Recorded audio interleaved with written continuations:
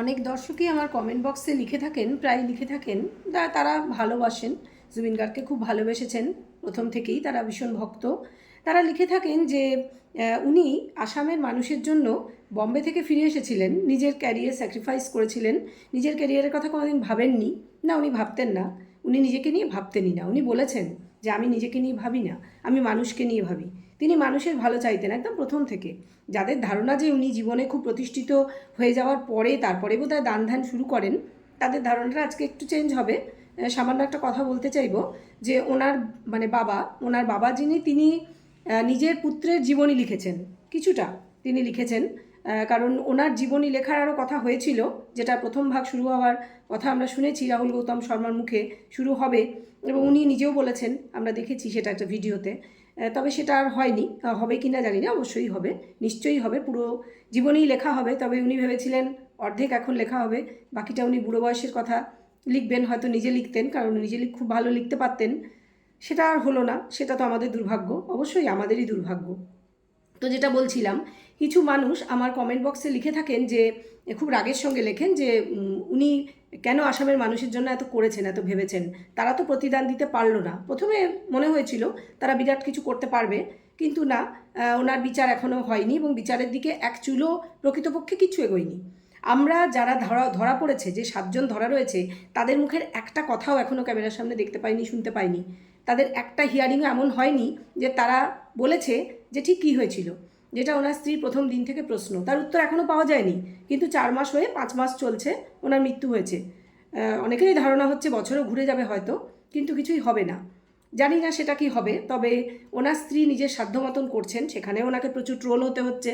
কারণ উনি গত কয়েকদিন আগে, এই 26শে জানুয়ারি জাস্ট আগের দিন 25 তারিখ, ভারতের প্রধানমন্ত্রীকে চিঠি দিয়েছেন পরিবারের পক্ষ থেকে। সেখানে যথারীতি 3জন, উনি, ওনার যে জুবিনের বোন এবং তার কাকা, তারও যথেষ্ট বয়স হয়েছে, তারা 3জনে সই করেছেন, এবং তারা একটা বড়সড় চিঠি পাঠিয়েছেন যে জুবিন গার্গ কে ছিলেন সেটা বোঝানোর চেষ্টা করেছেন, এবং আসামের জন্য তিনি কি করেছেন, এবং কেন তার যে স্পেশাল একটা কোর্টের প্রয়োজন তার বিচারের জন্য, যেটা আমরা সবাই খুব চাই। কারণ স্পেশাল কোর্ট না হলে, ফাস্ট ট্র্যাকের ট্রায়াল না হলে, প্রত্যেক দিন হিয়ারিং না হলে, এবং খুব অনেস্টলি হিয়ারিং না হলে খুব সহজে এই কেস মিটবে না। খুব সহজে কেন, বহু বছর সময় লেগে যাওয়াটা আশ্চর্যের বিষয় নয়। হয়তো কোনো কোনো পক্ষের সেটা খুব তাদের চাই, তাদের সেটাই প্রয়োজন, বিশেষ করে পলিটিক্যালি যারা জুবিনকে ইউজ করার চেষ্টা করছেন। হ্যাঁ, অতি অবশ্যই সমস্ত পলিটিক্যাল পার্টি, আসামের কথাই বলছি, তারা জুবিনের নামটা ইউজ করার চেষ্টা করছেন, অবশ্যই নিজেদের স্বার্থের জন্য। কেউই ভালোবেসে করছেন না, এটা একেবারেই পরিষ্কার বোঝা যাচ্ছে। এবং যিনি নিজেকে খুব প্রথম থেকে জুবিন অনুরাগী, মানে তিনিই হচ্ছেন আসল জুবিন অনুরাগী, আর বাকি সবাই এলেবেলে, এরকম একটা বলেছিলেন খুব ক্ষমতাধর একজন ব্যক্তি, তিনি কিন্তু ক্রমশই দেখা যাচ্ছে যে ওরা বলে আতরি থাকা, মানে এড়িয়ে যাচ্ছেন জিনিসটার, সাইডে রাখছেন, নিজের পলিটিক্যাল স্বার্থটাই প্রধান করে দেখছেন। প্রত্যেকেই বুঝতে পারছেন, সেটা আমি না বললেও চলবে, আমি এমন কিছু বড় ব্যক্তি নই, কেউই না। ইনফ্যাক্ট যাই হোক, যেটা দেখছি সেটা বলবো আপনাদের কাছে, সেই প্রতিজ্ঞা করেছি যে যা আসবে খবর সেটা নিয়ে কথা বলবো। তো জুবিনের ওয়াইফ এবং তার পরিবারের লোকেরা প্রধানমন্ত্রীর কাছে যে একটা চিঠি দিয়েছেন, এবং তাতে তারা ফাস্ট ট্র্যাকের স্পেশাল কোর্ট চেয়েছেন, এবং তার কি উত্তর, 3 দিন হয়ে গেছে, তার কি উত্তর এসেছে? কোনো উত্তরই আসেনি এখনও পর্যন্ত। কারণ প্রধানমন্ত্রীরা তো সময় কোথায়, 1.5 বছর হয়ে গেল আমাদের পশ্চিমবাংলায় অভয়াকে মনে আছে তো? আচ্ছা, যারা ভুলে গেছেন তাদের জন্য আমি আরও একটা ভিডিও করব, অভয়ার সম্পর্কে অনেক কিছু বলার আছে। হ্যাঁ, ডাক্তার অভয়ার কথাই বলছি। তো সেই ডাক্তার অভয়ার মা বাবা এটা দেখা করতে চেয়েছিলেন ভারতের স্বরাষ্ট্রমন্ত্রীর সঙ্গে, প্রধানমন্ত্রীকেও চিঠি দিয়েছিলেন, প্রধানমন্ত্রী স্বরাষ্ট্রমন্ত্রীকে দেখিয়েছিলেন, আর স্বরাষ্ট্রমন্ত্রী সময় পাননি। তারা ভীষণ ব্যস্ত মানুষ, তাদের দেশের কত কাজের দিকে নজর রাখতে হয়, এগুলো এমন কি বড় ব্যাপার? এই যে যারা ডাক্তার অভয়ার মতন বা জুবিন গার্গের মতন মানুষের হয়ে গলা তোলেন, মানুষের হয়ে কথা বলেন, নিজেদের নিরাপত্তার কথাটা ভাবেন না, নিজেদের স্বার্থের কথাটা আগে ভাবেন না। নিজেরা অনেক বড় বড় স্বার্থ উদ্ধার করতে পারতেন, প্রচুর পয়সা করে আরামসে জীবন কাটাতে পারতেন, এগুলো ভাবেন না। কারণ কোনো কোনো মানুষ এরকম হন না। হ্যাঁ, তারা একটু মানুষের জন্য ভাবার জন্যই তাদেরকে হয়তো ভগবান সৃষ্টি করেছিলেন, এবং সেই কারণেই তাদের প্রাণটা দিয়ে দিতে হয়েছে বেঘোরে। হ্যাঁ, হতেই পারে সেটা, আমি বলছি না যে সেটাই হয়েছে, কিন্তু হতেও পারে। কারণ এরকম অনেক কিছুই দেখা গেছে, শোনা গেছে। অভয়ের ব্যাপারটাও অনেকটা এরকম, যে মানুষের জন্য ভেবেছিলেন যে কোথায় কি 2 নম্বরই হচ্ছে, ওষুধ নিয়ে কি হচ্ছে, স্যালাইন নিয়ে কি হচ্ছে, হসপিটালে কি 2 নম্বরই হচ্ছে, ছাত্রছাত্রীদের হসপিটালে মেডিকেল স্টুডেন্টদের সাথে কি হচ্ছে তিনি সেসব নিয়ে ভেবেছিলেন বলে হয়তো, কে বলতে পারে, জানা নেই। আর জুবিন গার্গের কেসটা তো পরিষ্কার বোঝা যাচ্ছে যে পলিটিক্যালি অনেকটাই ব্যাপার কিছু গুরুতর আছে হয়তো। কারণ এই যে দুজন যে প্রধান দুজন যে অভিযুক্ত তারা কিন্তু মুক্তি চেয়েছিল জামিনের মাধ্যমে, কিন্তু তারা তাদের জামিনটা আপাতত মানে চায় না, সেটা বলেছে, তুলে নিয়েছে সেই আবেদন। তারা জেলের ভিতরেই তাদের ভালো লাগছে, তারা সেখানেই থাকতে চায়। বাকি 3 জনের জামিনের হিয়ারিং হয়েছে, আমরা জানি 30 তারিখে সেটা রেজাল্ট পাওয়া যাবে। আমরা জানি না তারা বেরোতে পারবে না ভেতরেই থেকে যাবে। আমার ধারণা আপাতত ভেতরে থাকতে হবে তাদের, এক্ষুনি তারা বেরোতে পারবে না, তবে পরের দিকে হয়তো বেরোলেও বেরোতে পারে। সেটা ডিপেন্ড করছে কতটা অনেস্টলি, ভালো করে শব্দগুলো খেয়াল করবেন, কতটা অনেস্টলি যে 5 জনের টিম তৈরি হয়েছে তারা কেসটা নিয়ে এগোবেন। শুধু সেটাই নয়, তাদের হাতে কতটা সাক্ষ্য প্রমাণ রয়েছে সেটাও ঘটনা, সেটা তো হলো। এবং আরও অনেক কিছু কিন্তু আসামে হচ্ছে। আমি কেন বলছি পলিটিক্যালি মোটিভেটেড সব কিছুর পিছনে পলিটিক্স আছে বলে আমরা মনে না করতে চাইলেও কিন্তু মনে করতে হচ্ছে। কারণটা আর কিছুই না, রই রই বিনালে সিনেমাটা আসামের 31শে অক্টোবর মুক্তি পেয়েছিল। মোটামুটি নভেম্বর ডিসেম্বর 2 মাস চলেছে এবং জানুয়ারিও প্রায় শেষের দিকে, প্রায় 3 মাস যখন হয়ে গেছে। হলগুলো যে সব খুব ভর্তি হচ্ছিল না শেষের দিকে সেটা ফ্যাক্ট, ব্যবসায়িক ক্ষতি হয়তো হচ্ছিল, তবু একটা করে শো প্রত্যেকটা হল যদি জুবিনের প্রতি সেই অনুরাগ দেখিয়ে, আমি অনুরাগ বলবো না, আমি কৃতজ্ঞতা বলবো, কারণ আজকের যে আসামকে জুবিন তৈরি করে গেছিলেন তার প্রতি কৃতজ্ঞতা দেখানো প্রত্যেকটি অসমিয়া মানুষের অবশ্য করে কর্তব্য বলে আমি মনে করি। আপনারা কি মনে করেন অতি অবশ্যই কমেন্ট বক্সে জানাবেন। তারাও নিশ্চয়ই মনে করেন, কিন্তু তাদের মধ্যে বহু মানুষ আছেন, আমি ভেরি মাচ শিওর যে তাদের মধ্যে অনেকেই জুবিনের কাছে কোনো না কোনো কারণে নিজের প্রয়োজনে টাকা চাইতে, সুবিধা চাইতে কোনো না কোনো সময় অবশ্যই গিয়েছেন এবং জুবিনের ফাংশন দেখে হাততালি দিয়েছেন, নেচেছেন, অনেক কিছুই করেছেন। তারা মাঘ বিহু পালন করছেন, বাড়িতে নাড়ু পিঠে তৈরি করছেন, সেগুলো নিয়ে হ্যাঁ হি করে রিলস বানাচ্ছেন, সব করছেন, কিন্তু তারা ভুলে গেছেন, মানে ভুলে যেতে চাইছেন, সাইডে সরিয়ে রাখছেন। তারা অনেককে মামা মামা করছেন, হ্যাঁ এরকম আছে। তারা খুব পলিটিক্যালি আমার মনে হচ্ছে মানে সাউন্ড আছেন অন্যদিকে। তারা চাইছেন যত তাড়াতাড়ি সম্ভব অসম যেন জুবিনকে ভুলে যায় এবং সারা পৃথিবী যেন জুবিনকে ভুলে যায়। মানে তাদের যেন কি একটা বিষম রাগ রয়েছে এই মানুষটির প্রতি। কেন? তার একটাই দোষ ছিল, সে নিজের এই সোনার কেরিয়ার স্যাক্রিফাইস করে, যেটা বাংলাতেও সে বিরাট কেরিয়ার তৈরি করতে কিন্তু করেনি, সে কিন্তু অসমে পড়েছিল এবং তার মানে টেনশনে স্ট্রেস নিতে নিতে তার পাগল অবস্থা হয়েছিল। আজকে আমি বলতে বাধ্য হচ্ছি সে কেন এত ড্রিঙ্ক করতো বলুন তো। বলেছে, সে অনেক ভিডিওতে বলেছে, আমি বানিয়ে বলছি না। স্ট্রেস থেকে মুক্তি পেতে না তার কোনো পারিবারিক অশান্তি ছিল, না তার নিজস্ব ব্যক্তিগত কোনো অশান্তি ছিল, তার যে শরীর খুব খারাপ হয়ে পড়েছিল যে কা আন্দোলনের পরে, সেটা কেন? কারণ এই কাতে 5 জন স্টুডেন্ট বা এরকম 5টা ইয়াং ছেলেকে মারা হয়েছিল, গুলি চালানো হয়েছিল তাদের উপর, এবং সেই যে একটা কষ্ট মাথার মধ্যে নিতে না পেরে হয়তো, এবং আরও বিভিন্ন স্ট্রেস, রাতের পর রাত জাগা, প্লাস নিজের এত কাজ করা, এত প্রোগ্রাম করা, এগুলো সাধারণ লোকে বুঝবে না হয়তো, কারণ কতটা পরিশ্রম লাগে সৃষ্টিশীল কাজ করতে, সাহিত্য রচনা করতে, সেটা যে করে সেই বোঝে, তার আশেপাশের লোকরা হয়তো বা বোঝে। তো এগুলো করতে তার নিজের ওপর যে স্ট্রেসটা তিনি নিতেন, তার ফলে তিনি অনেক কিছু ভুলে গিয়েছিলেন, তার শরীরে সোডিয়াম কমে গিয়েছিল এবং তার সবচেয়ে বড় কথা, তার শরীরের সবচেয়ে বড় ক্ষতিটা হয়ে গেছিল দীর্ঘদিন রাতে না ঘুমিয়ে। তার ফলে তার যেটা হয়েছিল, মানে দিনেও তিনি ঘুমোতে তখন পারতেন না ঘুমিয়ে, মানে ডিপ স্লিপ তার 1 ঘন্টাও হতো না দিনে। তার ফলে তার কিন্তু সিজার অ্যাটাক এসেছিল। আমি খুব ডিটেলে এটা নিয়ে চর্চা করেছি, সিজার অ্যাটাক কেন হয় এবং কেন তার এই পরিণতিটাও বা হয়েছিল, সেটারও একটা কারণ হয়তো খুঁজে পেয়েছি এবং তার বাড়ির লোকও বলেছেন এই কথাগুলো, যে তিনি এই যে এতটা স্ট্রেস নিতে না পেরে তার শরীর কতটা খারাপ হয়ে গেছিল, তিনি কত রোগা হয়ে গেছিলেন আমরা দেখেছি। সেই সময়ের তার চেহারাটা দেখবেন, তিনি একজন ভীষণ সেন্সিটিভ মানুষ ছিলেন। কোনো দিন একটা মুহূর্তের জন্য তিনি নিজের কথা, নিজের পরিবারের কথা পর্যন্ত ভাবেননি। তার পরিবারের লোকেদেরও সমপরিমাণে স্যাক্রিফাইস আছে, না হলে এই মানুষটি এতটা করতে পারতো না আসামের জন্য। কিন্তু অসমিয়ারা তার কী প্রতিদান দিয়েছে? শুধু মায়াবিনী গান করেছে তারা, 15 লাখ 17 লাখ লোক যাই হয়ে থাকুক বেরিয়ে পড়েছিল, এটা একটা বিশ্ব রেকর্ড। এবং শুধু তাই নয়, মাইকেল জ্যাকসনের পরে 4 নম্বর যে মানুষ যার ফিউনারালে সবচেয়ে বেশি লোক হয়েছিল আপনারা জানেন, তিনি জুবিন গার্গ, আর কেউ না। এবং অসম বলে যে একটা রাজ্য আছে, একটা অঙ্গরাজ্য রয়েছে মানে এই ভারতবর্ষে, সেটা কিন্তু সারা পৃথিবীর মানুষ, 195টা দেশের মানুষ সার্চ করেছে হুই is Zubeen Garg and where is Assam. And what is the relation with Zubeen Garg and Assam, তা সেটা কিন্তু করতো না মানুষ। তার জন্যই কিন্তু অসম পরিচিতি পেয়েছে বিশ্ব সমাজে। অথচ তাকে কত তাড়াতাড়ি ভুলে যাওয়া যাবে সেটা করতে গিয়ে এই রই রই বিনালের সিনেমাটার কথা যেটা বলছিলাম, যে অসমের প্রতিটা সিনেমা হল থেকে তুলে নেওয়া হয়েছে, একটা হল ছাড়া, এবং সেই হলের মালিককে একটা স্যালুট জানাতে একটা হাততালি তো তার প্রাপ্য। স্যালুট আমি জানাতে চাইব। তিনি হচ্ছেন প্রকৃত জুবিন অনুরাগী, কারণ তিনি তার হলে প্রত্যেকটা শো এখনও পর্যন্ত, সেটা ম্যাট্রিক্স সিনেমা হল, এবং সেখানে তিনি যেটায় প্রথম রই রই বিনালে যেদিন শুরু হয়েছিল 31শে অক্টোবর, আমরা দেখেছিলাম, তার পরিবারের তার স্ত্রী গেছিলেন, তার বোধহয় ননদও মানে ওর বোনও গেছিলেন। তো সেই দিনের সেই শোটা সেখান দিয়েই শুরু হয়েছিল, সেই ম্যাট্রিক্স সিনেমা হলে। তো যাই হোক, সেই হলে শুধু রাখা হয়েছে, আর বাকি সব হলে হিন্দি ছবি চালানোর জন্য একটা লবি ডেফিনেটলি কাজ করছে। এবং সেক্ষেত্রে আমি বলবো যে সরকারের তো এক্ষেত্রে ভূমিকা রয়েছে। সরকার যতই মনে করুক যে আমি এড়িয়ে থাকবো, আমি এড়িয়ে যাব, সরকার এবং সরকারের প্রধান সেই দায়িত্ব এড়াতে পারেন না।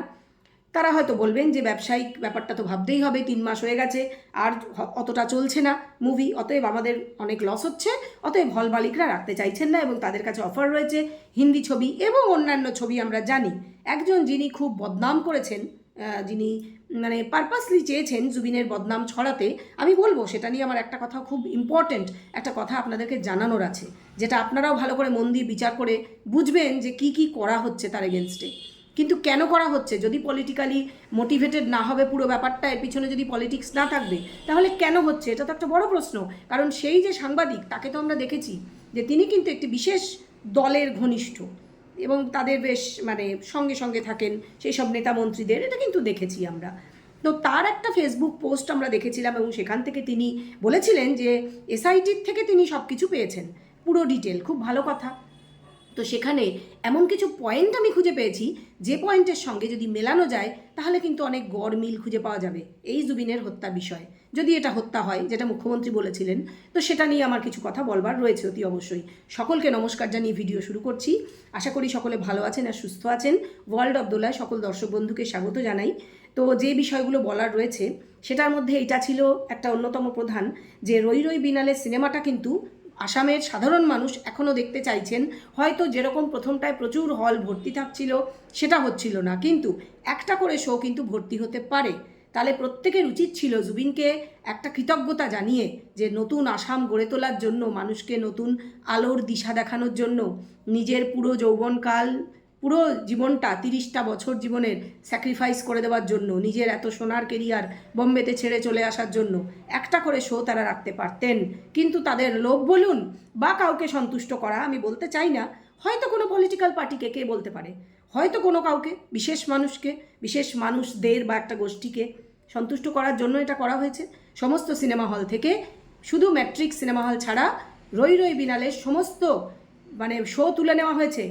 এটা করা হয়েছে একটা কারণ হতেই পারে, আমাদের মতন অনুরাগীদের মনে হতেই পারে, যাতে জুবিনের ছবিটা মুছে যায় মানুষের চোখ থেকে যত তাড়াতাড়ি সম্ভব, এবং যারা এটার মানে এটার পাচ্ছে টাকা পয়সার ব্যাপারটা, সেটাও যেন বন্ধ হয়ে যায়।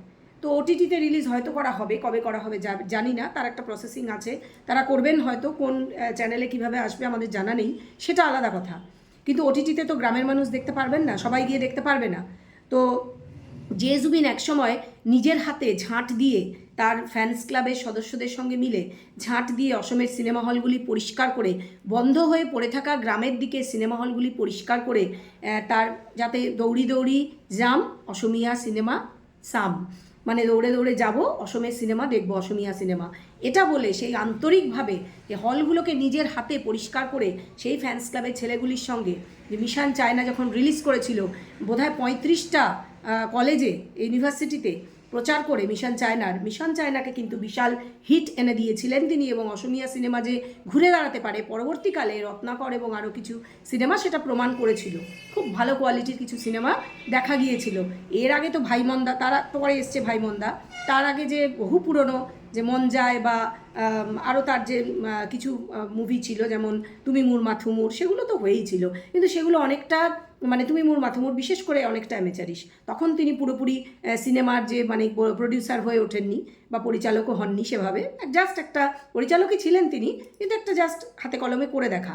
তিনি নিজেকে অনেক ট্রেন করেছিলেন পরবর্তীকালে এই মিশন চায়নার আগে, এবং পরবর্তীকালে তার যে কাঞ্চনজঙ্ঘা, এই কাঞ্চনজঙ্ঘা সিনেমাটার কারণেই তিনি অনেকে চক্ষুশূল হননি তো, কারণ সিনেমায় এমন স্ক্রিপ্টটাই এমন ছিল যে একেবারেই সমসাময়িক। যদিও তিনি 15 বছর আগে বিষয়টা নিয়ে ভেবেছিলেন, কিন্তু সমসাময়িক হওয়াতে ওই সময় সিনেমাটা তৈরি করেছিলেন। বিষয়টা কী ছিল আজকে বলি।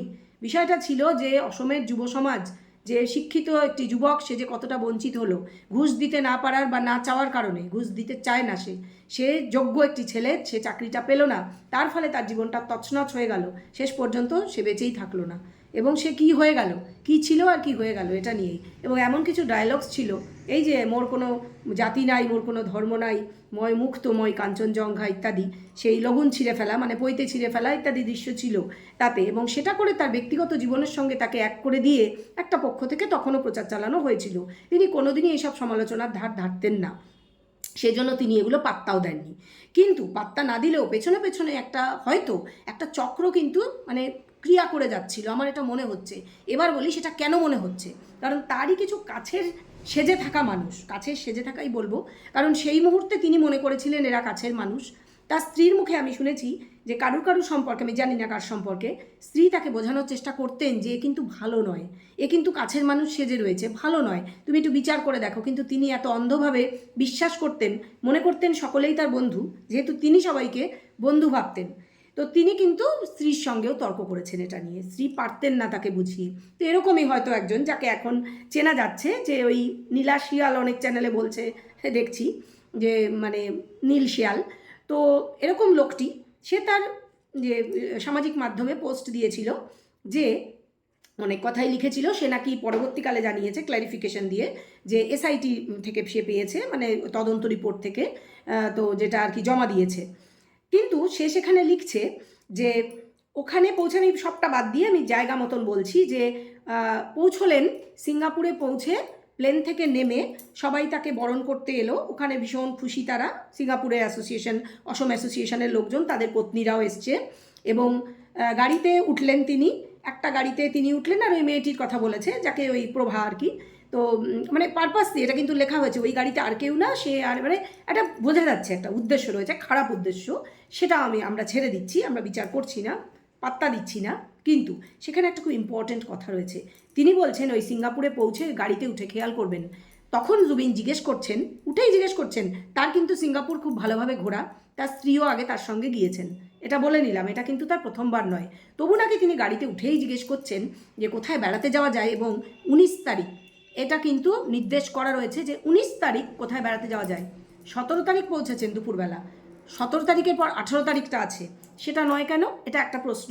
হতে পারে শিডিউল কোনো প্রোগ্রাম রয়েছে, 19 তারিখ ফাঁকা রাখা হয়েছিল হয়তো, কিন্তু জুবিনই নাকি খুব উদ্যোগ নিয়ে জিজ্ঞেস করছেন, এটা এই লোকটির বক্তব্য, তার নিজের পোস্টে দেওয়া রয়েছে এখনও।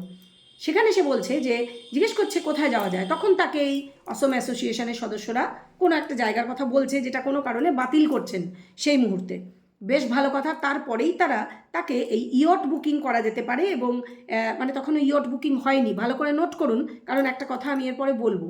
ইয়ট বুকিং করা যেতে পারে, তারা সাজেশন দিচ্ছেন ইয়ট বুকিং করে লাজারাস আইল্যান্ডে যাওয়া যেতে পারে, কারণ মানে সেখানে, কারণ নয় হয়তো, সেখানে গত বছর মানে তার আগের বছর মানে 2024 সালে আরেকজন যে খুব নামকরা অসমের গায়ক রয়েছেন, আপনারা জানেন তিনি কে, পি দিয়ে নাম, আমি বেশি ডিটেল বলতে চাইবো না, কারণ কোথা থেকে কী হয় কেউ বলতে পারে না, পি দিয়ে নাম, খুব নাম করা, অনেকের খুব পছন্দের, আমারও তত পছন্দেরও না, আমার ভালো লাগে না, আপনাদের ভালো লাগে হয়তো, যাই হোক অনেকেরই লাগে।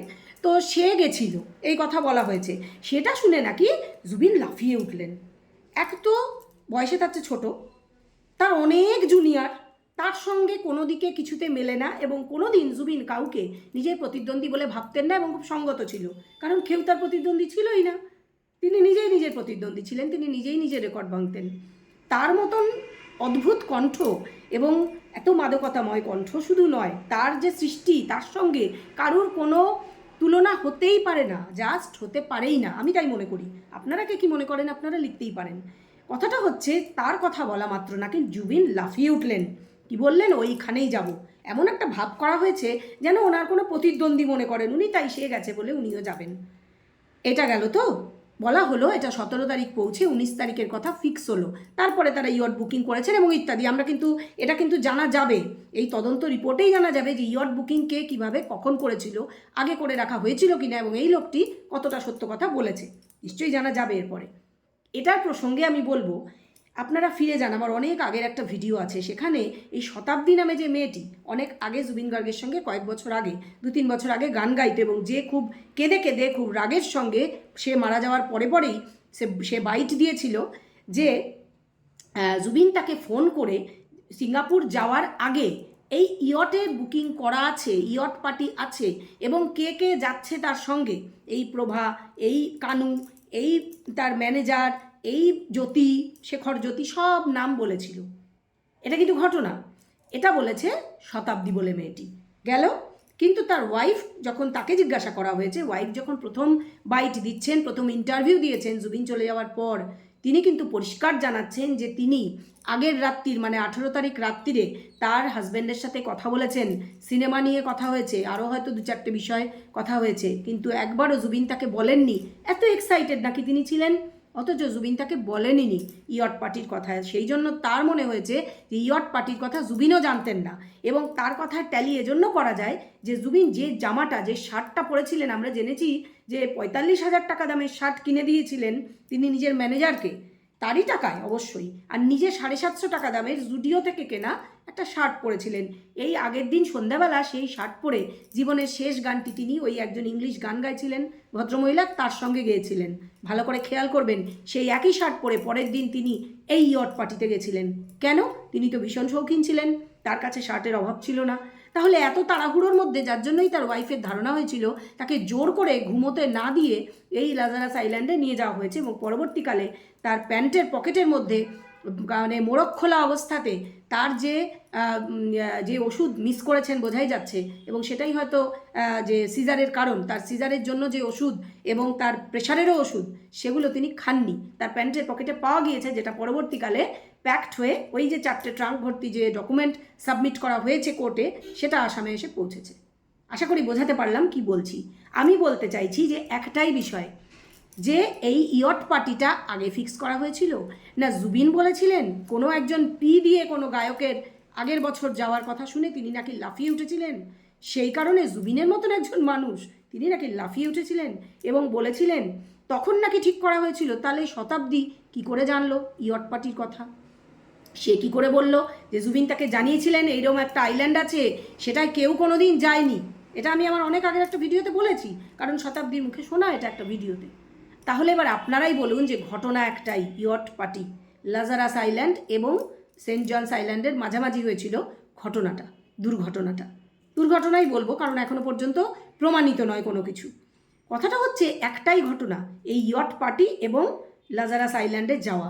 সেটা নিয়ে তিনজনের মুখে আমরা 3 রকম শুনছি, তার মধ্যে একজনেরটা কিন্তু রিটেন, এই যে সাংবাদিক সো কল্ড, যার আবার সিনেমা আসছে, লোকে যেটা বলছে দেখবো না, এসব বাজে লোকের সিনেমা আমরা দেখি না। কে বলতে পারে এই যে সিনেমাগুলো তুলে নেওয়া হয়েছে তার পিছনে এরও কোনো হাত নেই? হতেই পারে, থাকতেই পারে, কারণ তার নিজের সিনেমা চালানোর চেষ্টা করতে হবে, হল পেতে হবে, এরকম হতেই পারে, আমি জানি না, এটা একটা আন্দাজ। কথাটা হচ্ছে যে এই একটাই ঘটনা নিয়ে 3 জনের 3 রকম বক্তব্য, কিন্তু তার পুরনো সহগায়িকার একরকম বক্তব্য, সে কিন্তু বলছে ফোনে তাকে বলেছিল এই ঘটনাটা জুবিন যাওয়ার হয়তো আগের দিন বা তার আগের দিন হবে। তার ওয়াইফ কিচ্ছু জানতেন না, তার কোনো ধারণাই ছিল না। তিনি বলছেন যে জুবিন যেরকম মানুষ ছিলেন, তাতে একবার হলেও তিনি যদি জানতেন ইয়ট পার্টির কথা, তিনি অবশ্যই তার ওয়াইফের সঙ্গে শেয়ার করতেন, কারণ তিনি এসব ব্যাপারে খুব এক্সাইটেড থাকতেন, এবং তাহলে তিনি নিশ্চয়ই শেয়ার করতেন। এবং পরের দিন তার সঙ্গে আর কোনো কথাই হয়নি, সকালের দিকে কথা হওয়ার কথা না। অনেকে বলছেন ওয়াইফ কথা বলে না, সকাল থেকে সে দুপুর পর্যন্ত বিকেল পর্যন্ত একটা ফোন করেনি, কারণ তার ওয়াইফ তো জানতেনই না। তিনি তো জানতেন জুবিন ঘুমোচ্ছেন, কারণ তিনি দিনের বেলায় ঘুমোতেন, তাকে ঘুমোতে না দিয়ে তাকে যে ইয়ট পার্টিতে নিয়ে যাওয়া হয়েছে এটাই তো ওয়াইফ জানতেন না। বোঝাতে পেরেছি আশা করি। এখনও কিন্তু অনেক রহস্য উন্মোচন হওয়া বাকি আছে, এবং সেই রহস্য আজকে 5 মাস হচ্ছে, কোনো উন্মোচনের দিক দিশা কিছু কিন্তু এখনও নেই, কারণ স্পেশাল কোর্ট এখনও তৈরি হয়নি। বলা হয়েছে স্পেশাল কোর্টের জন্য বিধানসভায় প্রস্তাব আনতে হবে, সেই প্রস্তাব পাশ হতে হবে, তারপরে সেটা হাইকোর্টে যাবে, হ্যানা হবে ত্যানা হবে, পাশ দিয়ে কত কিছু হয়ে যাচ্ছে, রই বিনালে উঠিয়ে নেওয়া হচ্ছে সিনেমা হল থেকে, অনেক কিছু করা হচ্ছে। কারুর শুনলাম কোনো বিখ্যাত বড় মন্ত্রীর 10 কোটি টাকার বাড়ি নির্মাণ হচ্ছে, এগুলো নিয়েও হয়তো কথা উঠতো। কে বলতে পারে পিছনে ঘটনা কত আছে। আপনারা খোঁজ নেবেন একটু কার হচ্ছে কি হচ্ছে। আমি সব ডিটেল আমার ভিডিওতে বলবো না, কারণ আছে সঙ্গত। হচ্ছে বিশাল বড় প্যালেস তৈরি হচ্ছে কারুর, এটা নিয়ে অনেক মানে অপোজিশনের লোক কথা বলছে বটে, কিন্তু ওই যে তাদের ওই লিমিটেড কথাবার্তা, মানে তারাও অনেক এমন কিছু হয়তো আগে করে রেখেছে যেটা তারাও বেশি বলতে পারছে না। ঠিক আছে, তো কথা হচ্ছে যে পলিটিক্স যে আছে পিছনে সেটা আর অস্বীকার করা যাচ্ছে না, অবশ্য করেই আছে। তো এই বিষয়গুলো আপনারা ভাববেন। এবং আরও একটা বিষয় আমি কিন্তু বলবো, যে এই যে আলফারা তো এখন আর কিছু নেই এদের। আমাদের এদিকে যেমন মাওবাদীরা নিষ্ক্রিয় হয়ে গেছে, ধরে নেওয়া হচ্ছে আলফারাও নিষ্ক্রিয় হয়ে গেছে, এবং তার পিছনে বড় ভূমিকা কিন্তু এই জুবিন গার্গের ছিল, এটা কিন্তু অস্বীকার করার নয়। কিন্তু খুব দুঃখজনক ব্যাপার, বোধহয় বাংলাদেশে এখন সেটেলড আলফার যে পরেশ বড়ুয়া, যিনি হেড ছিলেন একটা সময়, সেই 90-এর দশক, অনেক মানুষ মেরেছে এরা বিনা কারণে। এবং জুবিন প্রথম যে মানে সব ধর্মকে এক করতে হবে, হিন্দু মুসলমানকে এক করতে হবে, এবং তিনি করেছিলেন তার গানের মাধ্যমে, তার শিল্প সৃষ্টির মাধ্যমে, ভালোবাসা দিয়ে তিনি এক করতে পেরেছিলেন। এবং এই আলফাদেরকেও তিনি আবেদন জানিয়েছিলেন এবং চোখে চোখ রেখে বলেছিলেন ওরা বলেছিল মেরে দেবো, উনি বলেছিলেন আমিও মেরে দেবো। এতটা সাহস ছিল আর বুকের পাটা ছিল এই একটা মানুষের। এই একটা মানুষ না আসলে অনেকের কাছে খুব ভারী পড়েছিল, এটা কিন্তু ঘটনা। সেই জন্যই তো কি জানি তাকে সরিয়ে দিতে হলো। কারণটা তো মুখ্যমন্ত্রী বলেছেন বিধানসভায় দাঁড়িয়ে, যে তাকে হত্যা করা হয়েছে। আমি তো বলছি না, আমরা কেউ কিন্তু বলিনি, এটা কিন্তু তার মুখ থেকেই শোনা। তো যাই হোক, সেই পরেশ বড়ুয়া তার ছেলে মেয়ে নিয়ে তিনি নাকি বাংলাদেশে থাকেন বোধহয় এখন, সেখান থেকে বসে তিনি কিছু উল্টো পাল্টা বলেছেন বলে শুনতে পাচ্ছি। এক্স্যাক্টলি উল্টো পাল্টাটা কী সেটা আমার জানা নেই, তবে কিছু বলেছেন। ভারী অদ্ভুত কথা, যে মানুষটার জন্য আজকে শান্ত আসাম আজ অনেকটা এগোতে পেরেছে, সেই মানুষটিকে কত তাড়াতাড়ি মানুষের মন থেকে মানে সরিয়ে দেওয়া যায়, সেটা একটা পক্ষ চেষ্টা যেমন করছে আমরা বুঝতে পারছি, আরেকটা পক্ষ চেষ্টা করছে কত দুর্নাম বদনাম চরিত্র হনন করা যায় সেটা করে যদি তাকে মানুষের মনে এই দেবতার আসন থেকে টলিয়ে দেওয়া যায়, যেটা উল্টো হচ্ছে, যেটা দেবতার আসনটা আরও পোক্ত হচ্ছে। কারণ তিনি তো দেবতাই, তিনি তো ভগবান হয়ে গেছেন, কারণ সেখান থেকে তাকে টলানো যাবে না। একটা পাখি, ওরা বোধহয় কি বগলি না কি বলে, বক আর কি, সামনে গিয়ে আমরা দেখেছিলাম একেবারে প্রথম দিনে, সে তাকিয়ে থাকলো ছবির দিকে, সারাক্ষণ এক দৃষ্টিতে তাকিয়ে থাকলো, তারপর সে মরে গেল ছবিটার সামনে। কেমন যেন সিনেমার মতন হলো না? কিন্তু এটা সিনেমা নয়, এটা কিন্তু ঘটনা, তাই হয়েছিল।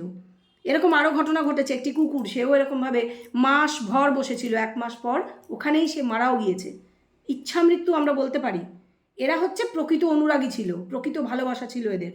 আর যারা ফেক ভালোবাসা, নকল ভালোবাসা, সেগুলি একে একে সামনে চলে আসছে। এরকম হয়তো আরও অনেক কিছু সামনে চলে আসবে, আপনারা অপেক্ষা করুন। তবে এই যে গরিমা যে আপিল করেছেন প্রধানমন্ত্রীর কাছে, সেটার জন্য খুব বেশি আশা করছি না। কারণ যদি হতো তাহলে তো অভয়ার জন্য কিছু হতো। হয়েছে কি সেন্ট্রাল গভর্নমেন্ট থেকে অভয়ার জন্য কোনো একজনও কেউ কথা বলেছেন? আজ অবধি কথা পর্যন্ত কেউ বলেননি। শুনেছি যারা তদন্ত করছেন তাদের হেড যখন অভয়ার বাবা মা দেখা করেছিলেন, বলেছিলেন যে আমরা এই তদন্ত ছেড়ে দেব। তারা কিন্তু ছেড়েও দেননি, ছেড়ে দিতে বলাও হয়েছিল নাকি তাদের পক্ষ থেকে, ছেড়েও দেননি, ধরেও রেখেছেন। কেন কেউ জানে না। যাই হোক, সেটা নিয়ে না হয় আলাদা একটা ভিডিও করব। আপনারা একটু আমাকে কমেন্ট করে বলবেন যে আপনারা অভয়ের বিষয়ে ভিডিও দেখতে চান কি না। আমার অনেক কিছু কিন্তু বলার আছে, আমি বলতে চাই। তা আপনারা যদি বলেন আমি নিশ্চয়ই বলবো, কারণ আমার ভিডিও আমি তো দেখবো না, আপনারাই দেখবেন। যদি বলেন, দেখেন, শেয়ার করেন, তবেই ভিডিও করব। একটু জানাবেন আমাকে কমেন্ট বক্সে, আমি তাহলে একটু উৎসাহটা পাই। তবে জুবিন গার্গের মতন একজন সত্তা, তাকে দমিয়ে রাখা যাবে না। কারণটা কি জানেন তো? কারণটা আমি খুঁজে বের করেছি। তার 18ই নভেম্বর জন্ম ছিল, তিনি ছিলেন বৃশ্চিক রাশি, এবং আমি দেখলাম বৃশ্চিক রাশির যে জাতক, তার সঙ্গে প্রতিটা কথা মিলে যায়। ভীষণ বন্ধুবৎসল, নিজের কেরিয়ার স্যাক্রিফাইস করে দেওয়া, বন্ধুর জন্য সব ত্যাগ করা, এবং খুব গোপনীয়তা রক্ষা করা। কেউ কোনো কথা বললে সেটা গোপন রাখা, এবং নিজেকে শেষ করে দিয়ে হলেও সবার জন্য বিলিয়ে দেওয়া, সব কিছু, সব দানশীলতা, এবং চরিত্রের যে ভীষণ একটা দৃঢ়তা, ভীষণ সৃষ্টিশীল, সাহিত্যে শিল্পে যে প্রচণ্ড অগ্রণী, পুরো সব কিছু, সব ব্যাপারটা তার সঙ্গে একদম খাপে খাপে মিলে যায়। এটাও কিন্তু মিলে যায়, ভীষণ প্রতিশোধ পরায়ণ হন। বেঁচে থাকতে তো তিনি কারোর উপর প্রতিশোধ নেননি, নিতে হয়নি, তিনি একাই যথেষ্ট ছিলেন, অনেকের ওপর ভারী পড়েছিলেন।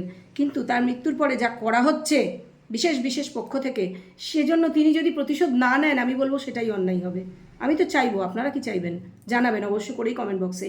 আর ভিডিওটা বেশি করে শেয়ার করবেন, কারণ অনেক এমন না জানা কথা বলেছি যেগুলো অনেকের জানাটা প্রয়োজন। শেয়ার করুন। ভালো থাকবেন সবাই, সুস্থ থাকবেন। ভিডিও ভালো লাগলে লাইক করবেন, চ্যানেল সাবস্ক্রাইব করতে চাইলে করবেন। যদি মনে হয় আরও এই ধরনের ভিডিও দেখতে চান, হ্যাঁ, যারা অন্যায়ভাবে মারা গিয়েছেন বা যাদের মেরে ফেলা হয়েছে, আমি আছি তাদের পাশে। আমি করব, তাদের হয়ে গলা আমি তুলব, বলবো, আর আপনারা থাকবেন আমার সঙ্গে। সেই আশা নিয়ে ভিডিও এখানে শেষ করছি। নমস্কার।